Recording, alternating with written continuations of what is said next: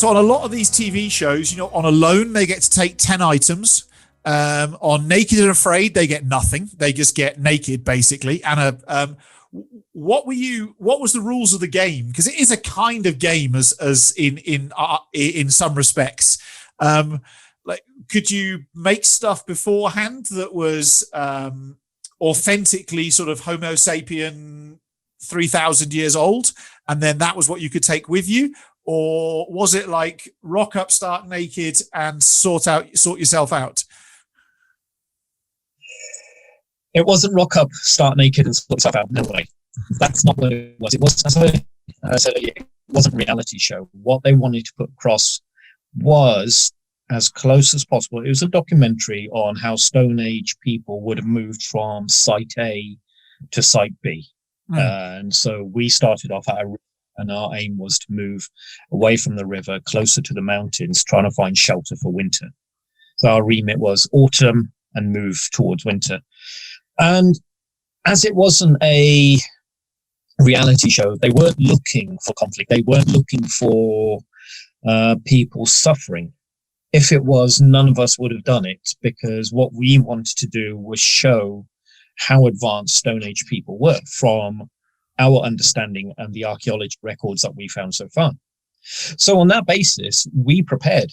We were allowed to prepare. We needed to prepare. If they'd said, no, you need to prepare everything out there, every one of us would have said, get lost. We don't want anything to do with this. Our aim was to produce a documentary which educated people, the viewers, on the sort of everyday living, everyday life that Stone Age people went through. So as a consequence, we spent months preparing everything, and it was all done as closely as possible to archaeological records that we have. We didn't use metal tools, so all our clothing was made from deer skin, or bear skin, or anything close to it. So we did use cow, but cows didn't exist at that time, but aurochs did. But but everything was predominantly deer skin, because we know deer existed around that sort of time. So we tanned all our own skins. So starting from that raw hide, the hide was prepared until it was made into cloth. Then we sewed all our clothes using sinew, bone awls to puncture the holes that we could feed the lacing through, or the sinew through, bone needles to sew it with. The furs were created so that, we had a sleeping mat. We didn't restrict ourselves to a certain time period. We didn't go early Paleo, we didn't go Mesolithic or Neolithic. We just said we're a Stone Age tribe. So we encompassed the whole range of the Stone Age epoch. So we had clay tools. Not clay tools, clay bowls, which evidence showed us come in right towards the end of the Neolithic, at the early stages of a Bronze Age. Although recent evidence has just come out in China where porcelain or clay tools and pottery has just gone further back in time. But there was no evidence of it in Europe. So we had to base it all on as much evidence that we found in Europe. And that's the way we went, and we were allowed a certain leeway, because there isn't much. Archaeology is difficult because we don't always find the evidence for everything, even though we can assume that they did things a certain way. So we were allowed that flexibility. For example, rucksacks. We all come up with different designs of rucksacks, because we know Stone Age man carried his stuff. We know he wasn't using dogs at that time. That come in much later. We know he hadn't domesticated horses at all. So we know everything was carried. How they carried it, there's no direct evidence for. We know he did carry it. So we made assumptions, but still trying to stay within that time frame of what we have archaeologically, and went forward with that. So all our spears, and all our bows and our arrows and fishing gear and hunting gear, everything was as close as we possibly could get to the Stone Age from the archaeological records that we have. Yeah, because the archaeological records are pretty much like finding bits of a jigsaw puzzle that are in place and then trying to figure out the missing bits that you could. So you talk about bags.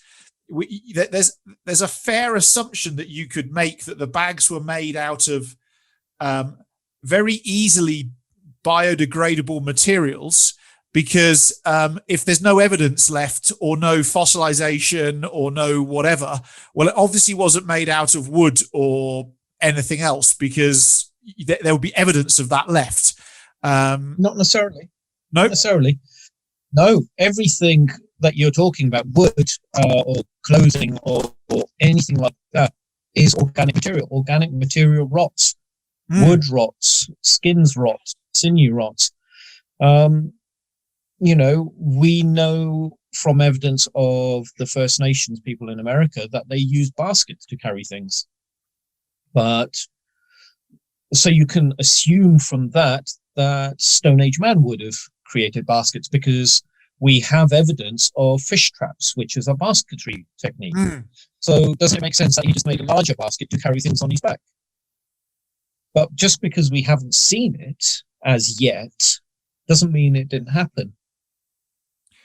Those assumptions can be quite accurate. The other year I was in India, and I wandered around the usual tourist traps of like Rajasthan and the jeepers, my brain's gone dead, the Taj Mahal and those sorts of things. And in the past, I've learned quite a lot about the Mayan people and Aztecs and Egyptians as well.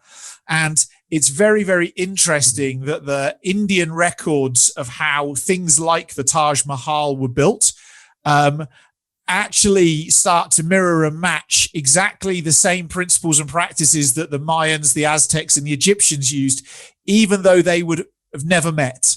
It was, geographically and physically impossible.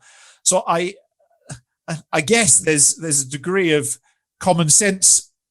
Not that exists in 2020, but common sense for 3,000 years ago of you keep practicing with these different ways of carrying stuff until you find something that works.